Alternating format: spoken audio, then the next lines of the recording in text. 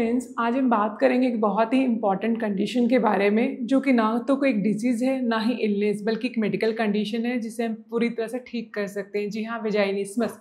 बहुत सी महिला इंडिया में वेजाइनिस्मस की प्रॉब्लम से इफ़ेक्टेड है, लेकिन वो खुल के सामने नहीं आ पाती और उसके बाद वो नॉर्मल कंसीव नहीं कर पाती है, जिसकी वजह से वो आईवीएफ ट्रीटमेंट के लिए जाती हैं, जबकि इसका इलाज पॉसिबल है और वो पूरी तरह से ठीक हो सकती हैं।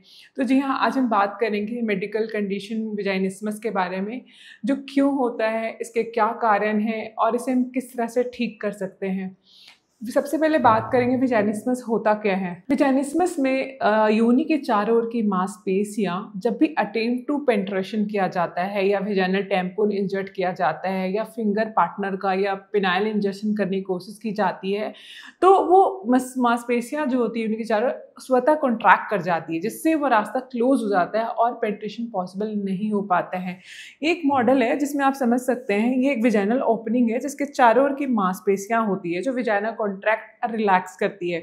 वेजाइनिस्मस वाली पेशेंट्स में ये रास्ते को कॉन्ट्रैक्ट करने वाली जो मांसपेशियां मसल्स होती हैं वो स्वतः कॉन्ट्रैक्ट कर जाती है while attempt to the penetration, और ये रास्ता बंद हो जाता है, जिसकी वजह से पेनिट्रेशन पॉसिबल नहीं हो पाता और पेशेंट इंटरकोर्स नहीं कर पाती है, जिसकी वजह से पेशेंट नॉर्मल कंसीव नहीं कर पाती है।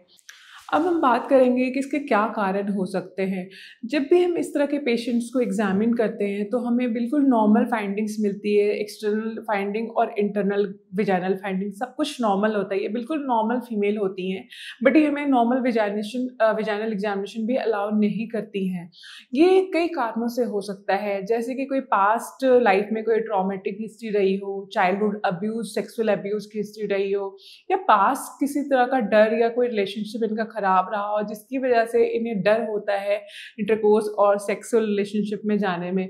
कभी कभी पेशेंट को फियर ऑफ प्रेगनेंसी की वजह से इनके माइंड में बैठ जाता है कि पेनिट्रेशन के बाद सेक्स से वो प्रेग्नेंट भी हो सकती है। कहीं ना कहीं इनके माइंड के सबकॉन्शियस माइंड में कहीं ना कहीं डर बैठा हुआ रहता है इंटरकोर्स और पेनिट्रेशन को लेकर, जिससे वो पेनिट्रेशन नहीं कर पाती और नॉर्मल रिलेशनशिप नहीं कर पाती है।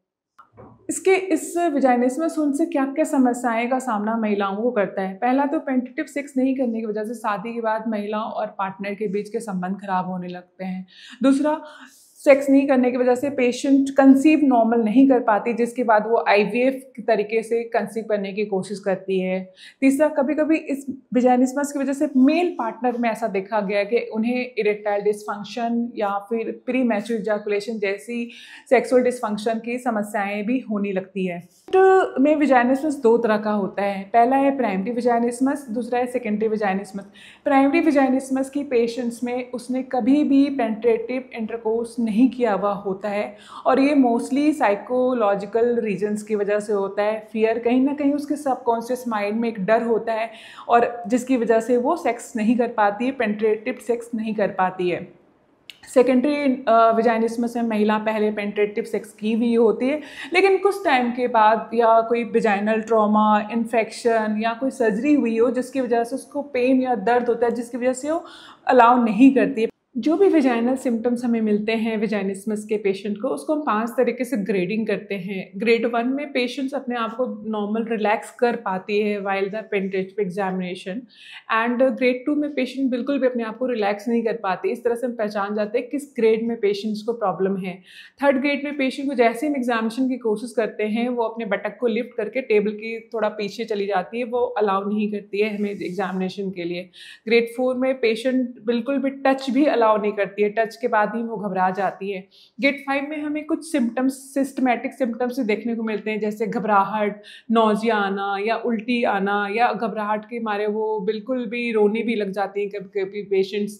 इस तरह से हम इनको ग्रेडिंग करते हैं। ग्रेड 4 और ग्रेड 5 सबसे सीवियर कंडीशंस माना जाता है। ओके, अब हम बात करेंगे कि वेजाइनिस्मस के पेशेंट को किस तरह से ठीक किया जा सकता है, क्या क्या ट्रीटमेंट पॉसिबल है जिससे हम फीमेल की लाइफ को इम्प्रूव कर सकते हैं।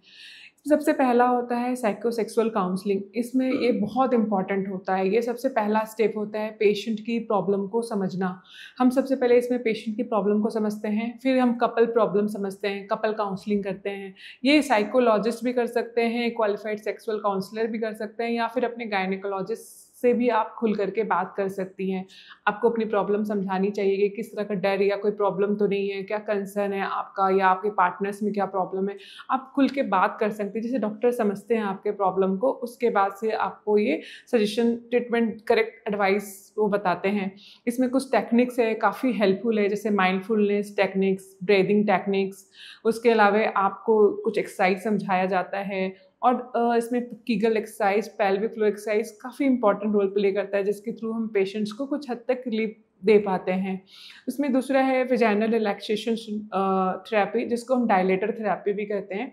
इसमें कई साइज़ के डायलेटर्स आते हैं, स्मॉल से लार्ज साइज़ के, जिसमें पेशेंट को हम समझाते हैं किस तरह से आप ग्रेजुअल अपने वेजाइना को डायलेटर की मदद से डायलेट कर सकती हैं, जिससे मसल्स अडाप्ट टू रिलैक्स होना स्टार्ट हो जाता है, धीरे धीरे डायलेट होना स्टार्ट हो जाता है। इससे पेशेंट को काफ़ी कॉन्फिडेंस फील होता है। स्मॉल साइज़ से लेकर के जब तक कि पेनिस साइज़ की डायलेटर से वो अपने आप को ग्रेजुअल डायलेट नहीं कर देती हैं, तब तक उनको धीरे धीरे डायलेट करना चाहिए। डायलेटर यूज़ करने के लिए वो थोड़ा जेल या लुब्रिकेंट भी इनिशियल इस स्टेज में यूज़ कर सकती हैं। और ये जब भी डायलेट करने के लिए पेशेंट या तो अपने घर पे कर सकते हैं या गायनिकोलॉजिस्ट के ओपीडी में भी आप आकर के इन्हें गाइड ले सकते हैं कराने के लिए। इसके अलावा सबसे लास्ट में हम जब पेशेंट को सीवियर ग्रेडिंग का वेजाइनिस्मस होता है तो उसको हम बोटॉक्स ट्रीटमेंट से ही ठीक करते हैं। बोटॉक्स ट्रीटमेंट मसल्स को रिलैक्स कर देता है। इसमें सबसे पहले वेजाइनिस्मस के योनि के चारों के जो भी ट्रिगर पॉइंट होता है उस पॉइंट्स को आइडेंटिफाई करते हैं और वेरी स्मॉल क्वांटिटी में 50 to 100 यूनिट के अराउंड वेजाइनस बोटॉक्स इंजेक्शन देते हैं वेजाइनिस्मस के पेशेंट्स को, जिससे वहाँ की योनि के चारों ओर की जो मसल्स होती है ट्रिगर पॉइंट को आइडेंटिफाई करके हम उन पॉइंट्स में इंजेक्शन देते हैं। वेरी स्मॉल नीडल से इंजेक्शन देते हैं, जिससे उस पॉइंट ये मसल्स वाइल पेनिट्रेशन ये रिलैक्स हो जाती है, जिससे पेशेंट्स को ऑलमोस्ट 60 to 80% केसेस में आराम मिल जाता है। कुछ कुछ पेशेंट्स में तो 90% भी आराम मिलते हैं। इसका इफेक्ट बहुत जल्दी आ जाता है, ऑलमोस्ट 1 मंथ में आ जाता है इसका इफेक्ट, और लगभग 6 मंथ तक, 5 to 6 मंथ तक बोटॉक्स का इफेक्ट रहता है। इस बीच में पेशेंट अपने रिलेशनशिप को फिर से वो सुधार सकती हैं। वेजाइनिस्मस में इंटरकोर्स या सेक्स सब कुछ इम्पॉर्टेंट नहीं है, इसमें पार्टनर का रोल बहुत इम्पॉर्टेंट होता है। पेशेंट को एक केयर और एक सपोर्टिंग हस्बैंड की बहुत ज़रूरत होती है इस वक्त। जब भी पेशेंट को वेजाइनिस्मस होता है तो मेल पार्टनर को उन्हें बहुत सपोर्ट करना चाहिए, उनके प्रॉब्लम को समझते हुए उन्हें डॉक्टर के पास ले जाना चाहिए, उन्हें उनका इलाज कराना चाहिए, उनके प्रॉब्लम को समझ के उन्हें काफ़ी कोऑपरेट करना चाहिए।